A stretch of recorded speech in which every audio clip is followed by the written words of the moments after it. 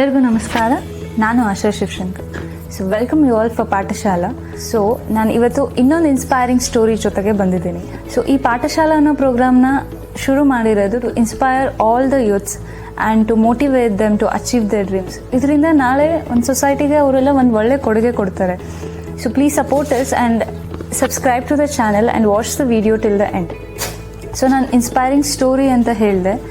So ನಾವೆಲ್ಲ at the age of 21 ಏನು ಮಾಡ್ತಿರ್ತೀವಿ, ಒಂದು ಹೈಯರ್ ಸ್ಟಡೀಸ್ ಮಾಡ್ತಿರ್ತೀವಿ ಅಥವಾ ಜಾಬ್ ಮಾಡಬೇಕು ಅಂತ ಅನ್ಕೊತಿರ್ತೀವಿ.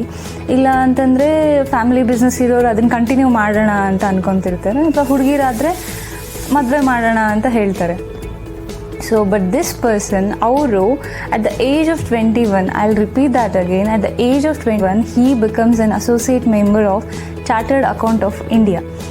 So later he joins some company called Ernst and Young ಅನ್ನೋ ಒಂದು ಕಂಪನಿನ ಜಾಯ್ನ್ ಆಗ್ತಾರೆ ಫಾರ್ ಇಂಡಸ್ಟ್ರಿಯಲ್ ಟ್ರೈನಿಂಗ್ ಪರ್ಪಸ್ಗೋಸ್ಕರ. ಅಲ್ಲಿ then he takes up a research other. ಅಲ್ಲಿ on topic called complex tax issues ಅನ್ನೋ ಒಂದು ಟಾಪಿಕ್ ಮೇಲೆ ರಿಸರ್ಚ್ ಮಾಡ್ತಾರೆ. So in recognition to his work he's been awarded with an name called accelerator ಅನ್ನೋ ಒಂದು ಅವಾರ್ಡ್ಗೆ ಅನ್ನೋ ಒಂದು ಪ್ರಶಸ್ತಿಗೆ ಭಾಜನರಾಗ್ತಾರೆ. ಅದಾದಮೇಲೆ ದೆನ್ ಆಲ್ಮೋಸ್ಟ್ ಈಗ ಪ್ರೆಸೆಂಟ್ಲಿ ನಾವು he's been partner of BP Patil and Co. And also ಅಲ್ಲಿ ಬರೋಂಥ ಪ್ರತಿಯೊಂದು CA ಸ್ಟೂಡೆಂಟ್ಸಿಗೆ ಆರ್ಟಿಕಲ್ಶಿಪ್ ಮಾಡೋರಿಗೆ ಅವರು ಗೈಡ್ ಮಾಡ್ತಾರೆ and he is a head of that. ಇದ್ರ ಜೊತೆಗೆ ದೆನ್ ಮೋರ್ ದೆನ್ 100+ ಅಪೀಲ್ಸಿಗೆ ಅವರು ಸಕ್ಸಸ್ಫುಲಿ ರಿಪ್ರೆಸೆಂಟ್ ಮಾಡಿದ್ದಾರೆ, ಪ್ರತಿನಿಧಿಸುವಲ್ಲಿ ಸಕ್ಸಸ್ಫುಲ್ ಆಗಿದ್ದಾರೆ ಇನ್ ಫ್ರಂಟ್ ಆಫ್ ಆದಾಯ ತೆರಿಗೆ ಮತ್ತು ಮೇಲ್ಮನವಿ ನ್ಯಾಯೀಕರಣದಲ್ಲಿ ಅವರು ಇದನ್ನು ಪೋರ್ಟ್ರೇಟ್ ಮಾಡಿದ್ದಾರೆ. ಜೊತೆಗೆ he's coauthor for a book called royalties and FTAs ಅನ್ನೋ ಒಂದು ಬುಕ್ಗೆ ಸಹಲೇಖಕರಾಗಿದ್ದಾರೆ. ಇದ್ರ ಜೊತೆಗೆ he's a faculty member for income tax officers and for inspectors in DTRTI. ಇದ್ರ ಜೊತೆಗೆ he's also a faculty member for institutes of certificate course on appellate authorities and drafting and deed and documents and representation of appellate authorities and statutory bodies. ಇದ್ರ ಜೊತೆಗೆ is also done a certificate courses on cooperative audits and bank concurrent audits and certificate course on GST. ಇದೆಲ್ಲ ಒಂದು ಕಡೆ ಆದರೆ ಇದ್ರ ಜೊತೆಗೆ ಅವರು ನಾನು actually when I went through his profile ಆವಾಗಲೇ ನಾನು ಶಾಕ್ ಆದೆ. ಅದೆಲ್ಲ ಗೊತ್ತಿಲ್ಲ, ಅದನ್ನು ಅವ್ರನ್ನೇ ಕೇಳಬೇಕು ಹೌ ಇಟ್ ಇಸ್ ಪಾಸಿಬಲ್ ಅಂತ. His pursuing is law from Karnataka state law ಯೂನಿವರ್ಸಿಟಿಯಿಂದ and also diploma in information audits from ICAI. So it's very difficult to remember those long forms. You can just Google it out. So it's very inspiring story. I'm super excited. Even the interview ಏನಿದೆ it will definitely help you all out and ಕಲಿಯೋಕ್ಕೆ ತುಂಬ ಇರುತ್ತೆ ಅಂತ ನಾನು ನಂಬಿದ್ದೀನಿ. So let's not wait. Let's welcome him for the show. So he is Chartered Accountant Mr. Sachin Patil sir. So welcome for the show. Thank you so much. Thanks a lot. ಮೊದಲನೇದಾಗಿ ನಿಮ್ಮ ಕಿರು ಪರಿಚಯ ಇವಾಗ ಎಲ್ಲರಿಗೂ ಸಿಕ್ಕಿದೆ. So ನಿಮಗೆ CAನೇ ಆಗಬೇಕು ಅಥವಾ ನೀವು CA ಮಾಡಬೇಕು ಅಂತ ಯಾವ ಏಜಲ್ಲಿ ಅನಿಸಿದ್ದು ಮತ್ತು ಯಾಕೆ ಅನಿಸಿದ್ದು? ಸೊ ನೀವು ಕಿರು ಪರಿಚಯದಲ್ಲಿ ಹೇಳಿರೋ ಥರ ತಂದೆ ಚಾರ್ಟರ್ಡ್ ಅಕೌಂಟೆಂಟ್. ಸೊ ಅವರು 1986-87 CA ಆಗಿರೋರು. ಆ ಟೈಮಲ್ಲಿ number of chartered accountants were very less in Karnataka or in India per se. So ನನ್ನ ಚೈಲ್ಡ್ಹುಡ್ಡಲ್ಲಿ at the age of probably 8 or 9 ಯಾವಾಗ ನಾನು ಫಸ್ಟ್ ಆರ್ ಸೆಕೆಂಡ್ ಸ್ಟ್ಯಾಂಡರ್ಡ್ ಇದ್ದೆ. ಸೊ ಅವಾಗ ಚಾರ್ಟರ್ಡ್ ಅಕೌಂಟೆಂಟ್ ಅಂದರೆ ನಮ್ದು ಆಫೀಸ್ ಇರುತ್ತೆ, ಆಫೀಸಿಗೆ ಕ್ಲೈಂಟ್ಸ್ ಅಂತ ಬರ್ತಾರೆ. ಸೊ ಈ ಥರದ ಎನ್ವೈರ್ಮೆಂಟಲ್ಲಿ ನೋಡಿದಾಗ ಅವಾಗ ಅನಿಸಿದ್ದು as a kid that I have to become chartered accountant like my dad ಅನ್ನೋದದ್ದು ಅನಿಸಿದ್ದು. That was the initial spark you can say as a kid. So as time progressed at the age of when you are in 10th standard, CA curriculum ಅವಾಗ ಯಾವ ಥರ change ಆಯಿತು ಅಂತಂದರೆ 10th ಸ್ಟ್ಯಾಂಡರ್ಡಲ್ಲಿ you could post completion of 10th you can enrol to CA. ಆಮೇಲೆ ಆ ಟೈಮಲ್ಲಿ ನನ್ನ ಅಕ್ಕ she is also chartered accountant. So Shruti Patil ಅಂತ ಹೇಳಿ, ಅವಳಿಗೂ ನನಗೂ ಏಜ್ ಗ್ಯಾಪ್ 4 years ಇರೋದ್ರಿಂದ she had already started pursuing CA when I had to enter CA. So that also help me. Then I join CA after completion of my 10th. Enrol ಮಾಡಿ study material ಬಂತು. Then it's a self study ನಮ್ಮ ಇನ್ಸ್ಟಿಟ್ಯೂಟಲ್ಲಿ. Then ಚೆನ್ನೈಗೆ ಒಂದು 2 months after first PUC ಕೋಚಿಂಗಿಗೆ ಹೋಗಿದ್ದು. Second PUC ಆದ ತಕ್ಷಣ ಮತ್ತೆ 2 months ಕೋಚಿಂಗಿಗೆ ಹೋಗಿ. So So I started the journey of CA probably quite young. That was the reason for me, you can say that at the age of 21, which you mentioned, that helped me in completing my CA at an early age. Actually, you were the youngest CA for Karnataka at that time, maybe, sir? Not necessarily. I don't know that fact, but probably one of the younger ones. Sure, yeah, one of the Yes.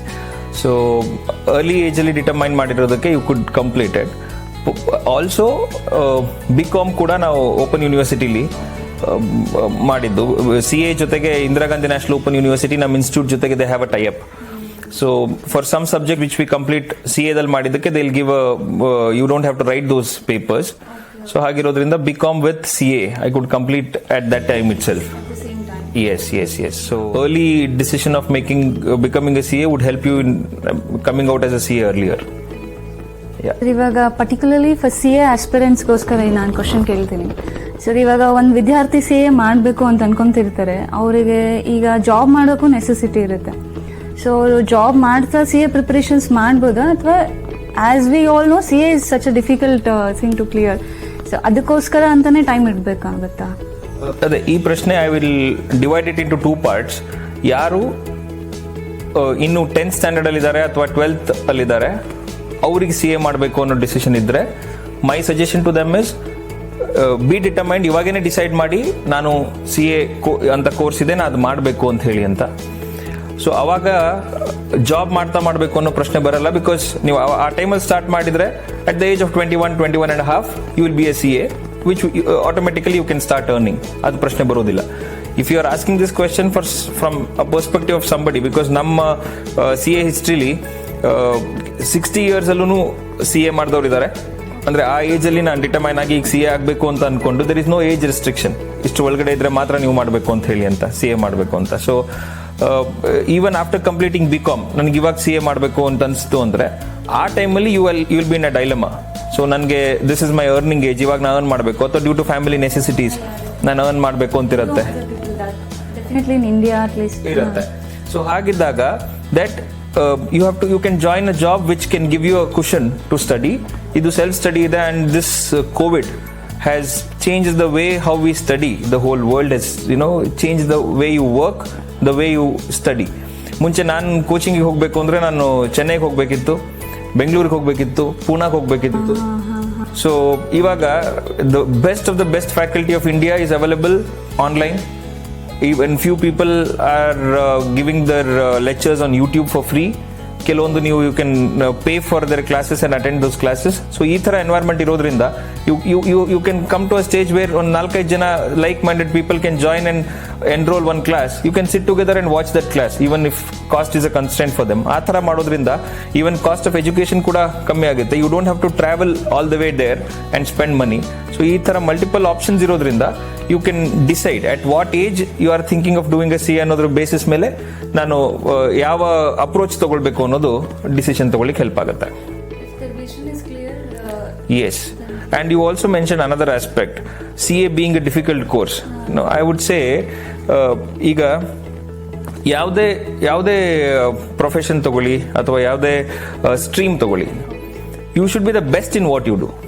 Let's say ನಾನು engineering ಅಲ್ಲಿ I have to go to IITs or some reputed college, then campus interview ಅಲ್ಲೇ higher ಸ್ಯಾಲರಿಗೆ you will be picked up.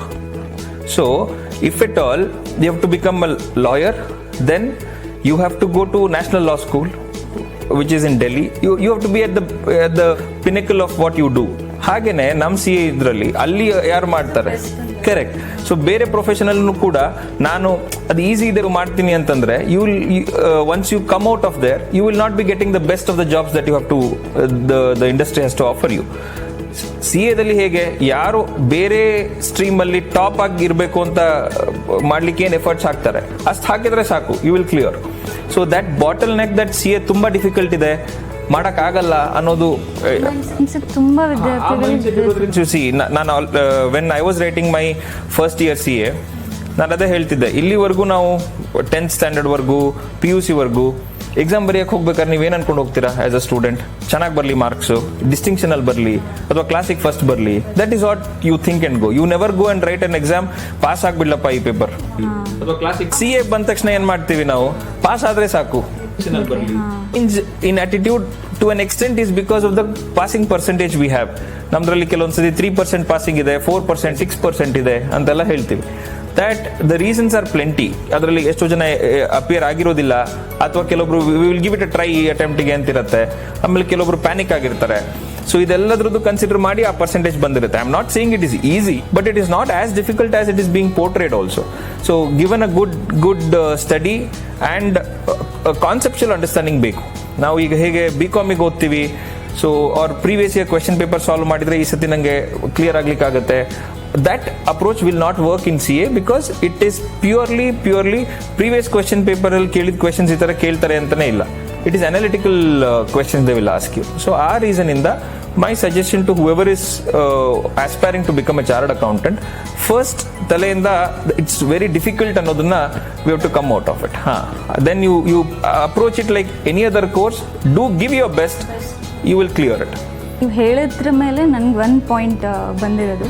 So 10th ನಾವು ಅಂದ್ಕೊಂಡಿರ್ತೀವಿ we should get the best marks ಅಂತ. But ಆ mindset when we difficult higher ಸ್ಟೇಜಸ್ಗೆ ಹೋದಂಗೆ ನಮ್ಗೆ ಆ ಮೈಂಡ್ಸೆಟ್ ಕಮ್ಮಿ ಆಗ್ತಾ ಹೋಗುತ್ತೆ. ಅಯ್ಯೋ ಪಾಸ್ ಆದರೆ ಸಾಕು ಅನ್ನೋ ಮಟ್ಟಕ್ಕೆ ಆಗುತ್ತಲ್ಲ. ಸೊ ಅದೇ ಒಂದು ರೀಸನ್ನು ಇವತ್ತು ಅದನ್ನು ತಗೊಳಕ್ಕೆ ಹಿಂಜರಿತಾರ ಮಕ್ಕಳು ಅಂತ. ಅದು ಅಂದರೆ CA ಮಾಡೋಕೆನೆ it is a difficult course ಅನ್ನೋದೇನು ತಲೆಯಲ್ಲಿ ಕೂತ್ಬಿಟ್ಟಿದೆ. ಅದರಿಂದ ಎಷ್ಟೋ ಜನ ಎಂಟ್ರಿ ಆಗೋದು. ನೀವು ಆ ಮೈಂಡ್ಸೆಟ್ ಯು ನೆವರ್ ಅದರಿಂದ ಹೊರಗೆ ಬಂದಿಲ್ಲ. So you cleared it at the first try. This you pointed out very rightly. ನಾನು ಹೇಳೋದೇನೆಂದರೆ ದ ಫಿಯರ್ ಆಫ್ ಫೇಲ್ಯೂರ್ ಇರಬೇಕು ಮನುಷ್ಯನಿಗೆ. ನಾನು ಪಾಸ್ ಆಗಲಿಲ್ಲ ಅಂದರೆ ಹೇಗೆ ಅನ್ನೋ ಹೆದರಿಕೆ ಇರಬೇಕು. The moment I come out of that fear, you will feel that. ಈಗ ನಮ್ಮ ಕೋರ್ಸಲ್ಲಿ ಹೇಳಬೇಕು ಅಂದರೆ because it is pursued to be very difficult, if somebody doesn't clear, you have everybody telling ಇದು ಕಷ್ಟ course, it's okay, it happens, ಇನ್ನೊಂದು ಸತಿ try ಮಾಡು. ಸೊ ಆಲ್ ದಿಸ್ ಕ್ಲಿಯರ್ ಮಾಡಿರಲಿಲ್ಲ, ಅವರಿಂದ ತಗೊಂಡ್ಬಿಟ್ಟಿರ್ತಾರೆ. ಅದಾಗೋದ್ರಿಂದ ಏನಾಗುತ್ತೆ, okay that's okay, it's not a big deal that you don't clear ಅನ್ನೋದು ಬಂದ್ಬಿಡುತ್ತೆ. So my suggestion to anybody who is writing for the first time, please have that fear of failure. ನಾನು fail ಆದರೆ ಹೇಗಪ್ಪ, how to face friends, how to face family. That fear will drive you 50% of the times towards your goal. The moment that once you fail, you will get pampered from people that it's okay, that it's a difficult course, that you will, so that will get carried to next attempt, another attempt. We have unlimited attempts. So that is the reason. Adake nan suggestion in the beginning, if somebody is aspiring to do, please have that fear of failure. ನಾನು ಈ ಸತಿ first attempt ಕೊಡ್ತೀನಿ, this is my best attempt, I am going to clear it. So ಆ ಒಂದು ಮನಸ್ಥಿತಿ ಹೋದ್ರೆ there are high probability that you will clear in that first attempt and come. The very reason that ನನಗೆ complete ಮಾಡ್ಲಿಕ್ಕೆ ಆಗಿದ್ದು ಅಂದರೆ I cleared everything in first attempt. That is very much impressing. That is the reason I'm telling you. More than anything else, the fear of failure. ಈ ಸತಿ ನಾನು ಮಾಡಲಿಲ್ಲ ಅಂದರೆ ಹೇಗೆ. And another thing, ಇಷ್ಟು ಓದಿದ್ದನ್ನು ಮತ್ತೆ ಓದಬೇಕಲ್ಲ ಅನ್ನೋದೊಂದು ಇರುತ್ತೆ. ಅದು ಫ್ರಮ್ ಸ್ಟೂಡೆಂಟ್ಸ್ ಪರ್ಸ್ಪೆಕ್ಟಿವ್ ಇದು ನೆಕ್ಸ್ಟ್ ಈಸಿ ಆಗುತ್ತೆ ಅನ್ನೋ ಮೈಂಡ್ ಸೆಟ್ ಇರಲ್ಲ, ಬಟ್ ಮತ್ತೆ ಓದಬೇಕು ಅಂತ. ಅದರಲ್ಲಿ ಇನ್ನೊಂದು ಹೇಗಿದೆ, ನಾನು ಯಾವುದೋ ಒಂದು ಸಬ್ಜೆಕ್ಟ್ ಪಾಸ್ ಆಗಿದ್ದೀನಿ. ಸೊ ಈ ಸತಿ ನನಗೆ 8 ಸಬ್ಜೆಕ್ಟ್ ಇದೆ, ಸೊ 2 ಸಬ್ಜೆಕ್ಟ್ ಪಾಸ್ ಆಗಿದೆ, ನೆಕ್ಸ್ಟ್ ಅಟೆಂಪ್ಟಲ್ಲಿ 2 ಮಾಡ್ಕೋತೀನಿ ಅನ್ನೋ ಥರ ಇಲ್ಲ ನಮ್ಮದ್ರಲ್ಲಿ. So you have to minimum get more than 60 to not write that paper again. So we have a lot of conditions that minimum 50% of the total marks ಬರಬೇಕು, per subject minimum 40 ಬರಬೇಕು. And if you want to get an exemption from that subject, you have to get more than 60 ಆ ಪೇಪರಲ್ಲಿ. ಇಷ್ಟೆಲ್ಲ ಇರೋದ್ರಿಂದ you cannot say ನಾ ಈ ಅಟೆಂಪ್ಟಲ್ಲಿ ನೀಟಾಗಿ accountancy ಓದಿ ಪಾಸ್ ಮಾಡಿಬಿಡ್ತೀನಿ, ನೆಕ್ಸ್ಟ್ ಅಟೆಂಪ್ಟಲ್ಲಿ ಕಾಸ್ಟ್ ಅಕೌಂಟಿಂಗ್ ಓದಿ ಮಾಡ್ತೀನಿ. You can't pick and choose. ಎಲ್ಲ ಕಡೆಯಿಂದನೂ ಪ್ರಿಪೇರ್ ಬೇಕು. ಸೊ ಆ ರೀಸನ್ ಅದು ಪ್ರಾಕ್ಟಿಕಲ್ ಆಗಿರುತ್ತೆ ಸರ್, ನೆಕ್ಸ್ಟ್ ಹೆಲ್ಪ್ ಆಗುತ್ತೆ ಅದು. ಇದು this question will become relevant when ಯಾವ ಥರ ನಾವು ನಮ್ಮ ಆರ್ಟಿಕಲ್ಶಿಪ್, ನಮ್ಮದ್ರಲ್ಲಿ ಏನು ನೀವು CA ಎಂಟ್ರ್ ಆದಮೇಲೆ ಫಸ್ಟ್ ಇಯರ್ ಪಾಸ್ ಆದಮೇಲೆ ಇಂಟರ್ನ್ಶಿಪ್ಪಿಗೆ ಜಾಯ್ನ್ ಆಗ್ತಾರೆ ಸ್ಟೂಡೆಂಟ್ಸು. ಆವಾಗ ನೀವು ಆರ್ಟಿಕಲ್ಶಿಪ್ ಎಲ್ಲಿ ಮಾಡ್ತೀರಾ, ಅಲ್ಲಿ ಎಕ್ಸ್ಪೋಜರ್ ಯಾವ ಥರ ಇದೆ, ಯಾವ ಥರದ್ದು ನಿಮಗೆ ವರ್ಕ್ ಎನ್ವೈರ್ಮೆಂಟ್ ಇದೆ, ಏನು ವರ್ಕ್ ನೀವು ಮಾಡ್ತೀರಾ. ನಾನಿದು ಬೆಸ್ಟ್ ಎಕ್ಸಾಂಪಲ್ ನಾನು ಕೊಡೋದು ಅಂದರೆ, it's like you can't read how to drive a car, you can't read how to swim and directly ನೀವು ಒಂದು 1 ಇಯರ್ ನೀವು ಬುಕ್ಕಲ್ಲಿ ಹೌ ಟು ಸ್ವಿಮ್ ಅಂತ ಓದ್ಬಿಟ್ಟು ನೀವು ಡೈರೆಕ್ಟಾಗಿ ನೀರಿಗೆ ಹಾರಿಸಿದ್ರೆ you cannot swim. Similarly is driving, ಅದರಲ್ಲಿ ನಿಮಗೆ ಕ್ಲಚ್, ಬ್ರೇಕ್, ಆಕ್ಸಿಲೇಟ್ ಎಲ್ಲ ಓದಿ ಹೇಳ್ತಾರೆ. You cannot come and drive it all together once. Similarly is our course where they say along with studying ನಿಮ್ಮ ಇಂಟರ್ನ್ಶಿಪ್ ಆರ್ಟಿಕಲ್ಶಿಪ್ ಕರೆಕ್ಟ್ ಆಗಿದ್ದರೆ you will be a best driver at the end of your internship. So ಆ ಟೈಮಲ್ಲಿ ನಿಮಗೆ ಓದೋದಕ್ಕೆ ಮತ್ತು ನೀವು ಮಾಡೋ ಕೆಲಸಕ್ಕೆ you have to integrate your work and studies, then it will help you also in your exams. So ನಾನು ಬರೀ ಎಕ್ಸಾಮಲ್ಲಿ ಕ್ಲಿಯರ್ ಆಗ್ತೀನಿ ಬಟ್ ನಾನು post qualification I am not the best in my field ಅಂದರೆ you can't grow. Similarly, I am very good at my work, but I am not so good in studies. I am not able to clear. So you don't have qualification, but you have experience. That will also not give you a good way. So you should have both experience of work as well as the study, which makes qualities makes very much difference. A perfect balanced CA. Yes. So ಈ ಪಾಠಶಾಲಾ ಪ್ರೋಗ್ರಾಮಲ್ಲಿ ಒಂದು ಹೊಸ ಒಂದು turn ಇದೆ. ಒಂದು student at the age of 20 or 21, 19 ಆ ಟೀನೇಜಲ್ಲಿ there'll be lot of things running in mind ಅಲ್ವಾ. ಸೊ ಆ ಥರದ್ದು ಕೆಲವೊಂದು ಟಾಪಿಕ್ಸನ್ನು ನಾನು ಚೂಸ್ ಮಾಡಿದ್ದೀನಿ. It is called pick and suggest ಅಂತ. ಅದರಲ್ಲಿ 2 ಆಪ್ಷನ್ ಇರುತ್ತೆ, ವಿಚ್ ಇಸ್ ಬೆಸ್ಟ್ ಅಂತ.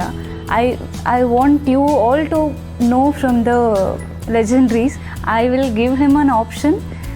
he will pick one. ಅದರಲ್ಲಿ ಒಂದು ಚಿಟ್ ತೆಗಿತಾರೆ, ಅದರಲ್ಲಿ 2 ಆಪ್ಷನ್ಸ್ ಇರುತ್ತೆ.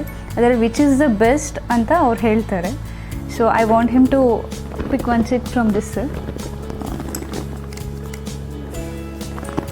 Okay.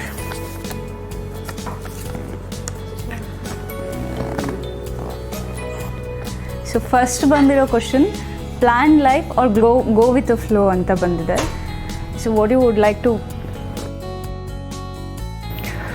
Okay. So in short, if I have to say this, I think ಈಗ ಬ್ಯಾಕ್ಗ್ರೌಂಡ್ ಹೇಳಿದ್ರಲ್ಲೇ ಪ್ಲ್ಯಾಂಡ್ ಲೈಫ್ ಅಂದರೆ ನನ್ನ ಲೈಫ್ ಎಕ್ಸಾಂಪಲ್ ತೊಗೊಳ್ಬೇಕು ಅಂದರೆ it was planned that I had to do CA, right? So it got well settled before as you.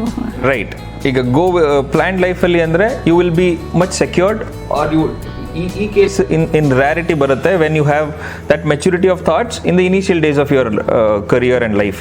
ನಾನು ಇದನ್ನೇ ಮಾಡಬೇಕು, ಇದು ಮಾಡಿದ್ರೆ ಮುಂದೆ ಏನು ಮಾಡಬೇಕು ಅನ್ನೋದ್ರದ್ದು. ಇನ್ನು ನೆಕ್ಸ್ಟ್ ಬರೋದು ಗೋ with the flow is generally even in profession and your personal life. I would say you cannot say ನನಗೆ I will just go with the flow or everything has to be pre-planned. Then it becomes very rigid. Everything has to be pre-planned ಅಂದರೆ ತುಂಬ rigid ಆಗಿ ನಾನು ಯೋಚನೆ ಮಾಡಿದ್ರೆ your mind will not adjust even a small changes in your career because ಎಲ್ಲದೂ ನಾವು ಅನ್ಕೊಂಡಂಗೆ ಆಗುತ್ತೆ ಅಂತ ಇಲ್ಲ. So it is a culmination of both where in the initial days as far as your career is concerned you have to make your goals very planned, right? You have to make your goals. ಇದು ನಾನು first ನಾನು CA ಆಗಬೇಕು ಅಂದರೆ ನಾನು entrance exam ಮಾಡಬೇಕು. This is my goal. Have immediate goals. Then go with the flow once you are starting with your goals. ಅದರಲ್ಲಿ any changes here and there you be open to accept those and go with the flow. That will take you to higher heights. Yes. So ಅದನ್ನು will continue with that again later. So ಇವಾಗ next question ಕೇಳಬೇಕು ಅಂದರೆ, so ಈ question actually ಯಾರಿಗೆ ಜೀವನದ ಮೌಲ್ಯಗಳ ಮೇಲೆ respect ಇರಲ್ವೋ ಅವ್ರಿಗೋಸ್ಕರ ಈ ಕ್ವಶನ್ ಕೇಳಬೇಕು ಅಂತ ಅನ್ಕೊತೀನಿ. ಸೊ ಯಾತಕ್ಕೋಸ್ಕರ ಈ ಸಾಧನೆ ಎಲ್ಲ ಏನಕ್ಕೆ ಮಾಡಬೇಕು? Why do you have to remember all these things in every day life? ಸೊಸೈಟಿಗೆ ಏನಕ್ಕೆ ಒಳ್ಳೇದು ಮಾಡಬೇಕು? ಈ ಪ್ರಶ್ನೆ ಬಂದಾಗ I want to bring up another additional question as to the environment at home. ಎಲ್ಲಿ ನಮ್ಮ ಸಂಸ್ಕೃತಿ ನಾವು ಹೇಗೆ ಬೆಳಿತೀವಿ ಅನ್ನೋದು ಈ ಕ್ವೆಶ್ಚನಲ್ಲಿ ತುಂಬ ಮ್ಯಾಟರ್ ಆಗುತ್ತೆ. So doing good to the society, first I say be good to yourself, then you are giving a good person to the society. That is one tick. Then you can do the next thing once we are good for ourselves, right? So ee vicharak bandaga maneli iro environment samskruti that will help a lot in shaping up how you want to become in the future. Idralli rather than professional life, I will just take a 2 minutes of time in explaining. ತುಂಬ parents ಆಗಲಿ kids ಆಗಲಿ they keep coming to even ನಮ್ಮ office ವರ್ಕಲ್ಲಿ ಕನ್ಸಲ್ಟೇಷನಿಗೆ ಬಂದಾಗ the kid will say father ಹೀಗಿದ್ದಾರೆ, ನನಗೆ support ಮಾಡ್ತಿಲ್ಲ, ಆರ್ ಪ್ರಾಪರ್ಟಿ ಡಿಸ್ಪ್ಯೂಟ್ಸ್. ಹೀಗೆ father comes in scolds about the son, ಮಗ ಹೀಗಿದ್ದಾನೆ, ಹೀಗೆ ಮಾಡ್ತಿಲ್ಲ. ಸೊ ಇದೆಲ್ಲ if in the initial days of our environment ಮನೇಲಿ, ನಮ್ಮ ಮನೆದು ಎಕ್ಸಾಂಪಲ್ ಕೊಡಬೇಕು ಅಂದರೆ my dad never told you have to behave like this with me. ಈ ಥರ ಇರಬೇಕು ಮಗನೇ, ಹಾಗೆ ಹೇಗೆ ಅಂತ ಹೇಳಿಲ್ಲ. ನಮ್ಮ ಅಜ್ಜ ಹೆಸರು ಇರಲಿಲ್ಲ ನೀವು ಸಿ ಎನೇ ಆಗಬೇಕು. That was also not there. So ನಮ್ಮ ಅಜ್ಜ ತಹಶೀಲ್ದಾರ್ ಇದ್ದವ್ರು. So he was there till 94 years ಇದ್ದು. ಅಪ್ಪ ಅಜ್ಜನ ಹೇಗೆ ನೋಡ್ಕೋತಿದ್ರು ಅನ್ನೋದನ್ನ ನೋಡಿ ನಾನು ಬೆಳೆದವನು.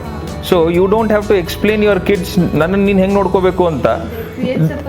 Obviously, when you've seen your father taking care of his father, you will obviously have that in your mindset. ನಾನು ಹೇಗಿರಬೇಕು ಅಂತ ಹೇಳಿ ಅಂತ. Blueprint Exactly. So you cannot do one thing and tell one thing to your kid.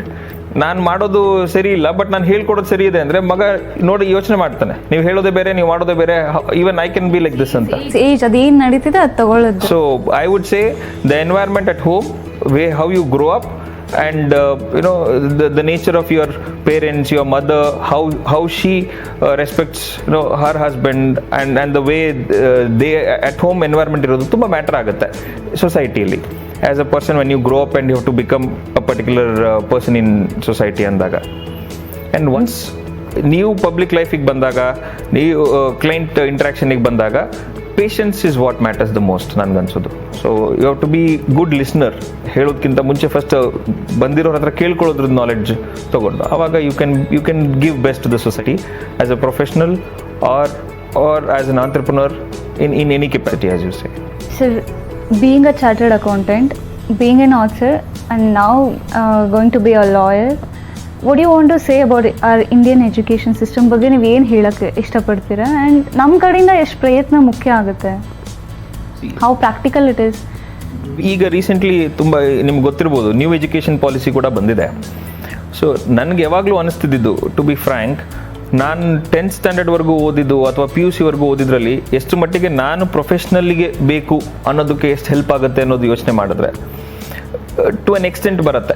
But otherwise ನಮ್ಮ education ಸಿಸ್ಟಮಲ್ಲಿ almost till your 16 or 17 precise ಆಗಿ ನಾನು ಫ್ಯೂಚರಲ್ಲಿ ಏನು ಮಾಡಬೇಕು ಅನ್ನೋದ್ರ ಬಗ್ಗೆ ನಮ್ಗೆ ಟೀಚಿಂಗ್ಸ್ ಸಿಗೋದಿಲ್ಲ.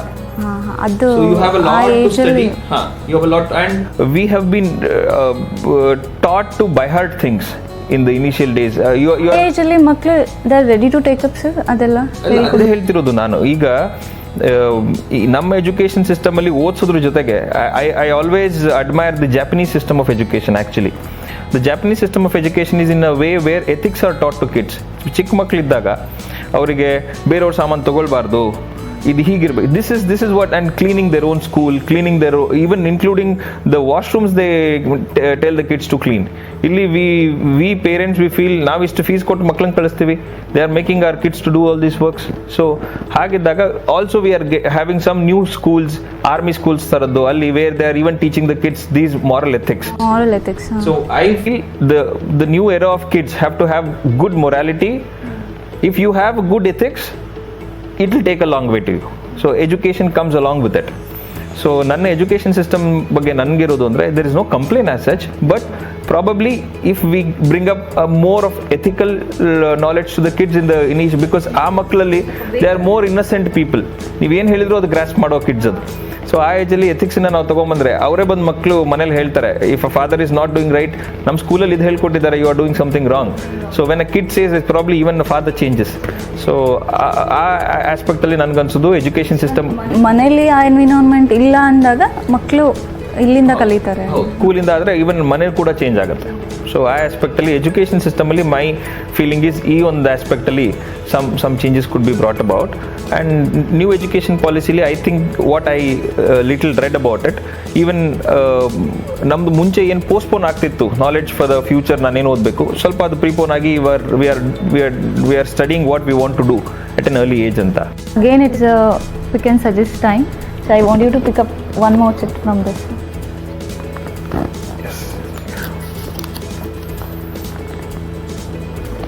ಇಲ್ಲಿ ಬಂದಿರೋದು it's developing skills or experience ಅಂತ. Okay, so there is a very thin line of difference. Iವ್ರೇನು ಪಿಕ್ ಆ್ಯಂಡ್ ಚೂಸಲ್ಲಿ ಕೊಟ್ಟಿರೋದಿಲ್ಲ ಎಲ್ಲ, they are pretty difficult ones, because developing skills ಯಾವಾಗ ಆಗುತ್ತೆ, when you're in an office or in any environment. ನಾನು ಅದು experience ಮಾಡ್ಬೇಕಾದ್ರೆ ಸ್ಕಿಲ್ಸ್ ಡೆವಲಪ್ ಆಗೋದು. But if your question is to ask me, ಇಲ್ಲ ನನಗೆ ಫಾರ್ ಸ್ಕಿಲ್ ಡೆವಲಪ್ಮೆಂಟ್ ಪರ್ಪಸ್ಗೆ ನಾನು ಇದನ್ನು ಅಡಿಷ್ನಲಿ ಓದಬೇಕು ಅಂತಿದೆ, ಬಟ್ ಇನ್ನೊಂದು ಕಡೆ ಹೋದರೆ ನಂಗೆ ವರ್ಕ್ ಎಕ್ಸ್ಪೀರಿಯನ್ಸ್ ಸಿಗುತ್ತೆ. ಸೊ ಈಗ ನಾನು ಯಾವುದನ್ನು ಚೂಸ್ ಮಾಡ್ಕೊಳ್ಳಿ, ನನಗೆ ಸ್ಕಿಲ್ ಡೆವಲಪ್ಮೆಂಟ್ ಹತ್ರ ಜಾಸ್ತಿ ಒತ್ತು ಕೊಡಲ ಅಥವಾ ನಾನು ಎಕ್ಸ್ಪೀರಿಯನ್ಸ್ ಬರೋದಕ್ಕೆ ಮಾಡ್ಕೊಳ್ಳ ಅಂತ.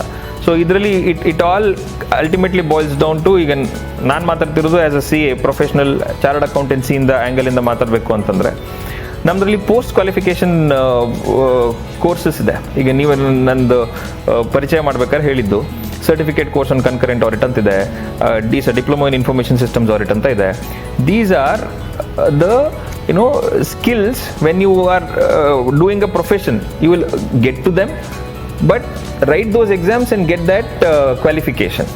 So ನನ್ನ ಸಜೆಷನ್ ಅಲ್ಲಿ ನಿಮಗೆ both are equally important, but if you are somebody who wants to take the experience and then get to the skills, that is well and good. Yes.